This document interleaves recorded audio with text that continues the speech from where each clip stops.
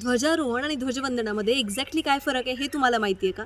नमस्कार, मी पूजा पवार आणि तुम्ही बघत आहात to be honest with Pooja Pawar. 15 August आणि 26 जानेवारीमध्ये जेवढा फरक आहे तेवढाच फरक त्यात होणाऱ्या तिरंगा आणि ध्वजामध्ये सुद्धा आहे. जसं की ध्वजारोहण म्हणजे तिरंगाला जेव्हा आपण खालीपासून वर चढवून फडकवला जातो त्याला म्हणतो आपण ध्वजारोहण प्रामुख्याने 15 ऑगस्ट रोजी केला जातो. त्याचबरोबर ध्वजारोहणाच्या दिवशी आपण स्वातंत्र्य दिनाची आठवण काढून नवीन झेंडा दरवेळेस फडकवतो. तेवढंच नव्हे तर प्रामुख्याने मुख्यमंत्री, पंतप्रधानचे प्रमुख अतिथी किंवा शाळेचे मुख्याध्यापक म्हणजेच शाळेतलं नेतृत्व करणारं किंवा पहिला नागरिक आपण ज्यांना म्हणतो ती व्यक्ती ध्वजारोहण करते. त्याचबरोबर ध्वजवंदन 26 जानेवारीच्या दिवशी आपलं संविधान अंमलात आलं. संविधान आणि भारतीय व्यवस्थेला आदरांजली वाहून आपण ध्वजवंदन करतो. ध्वजवंदनामध्ये ध्वज हा ऑलरेडी खांबावरती चढवलेला असतो, त्याला फडकवलं जातं.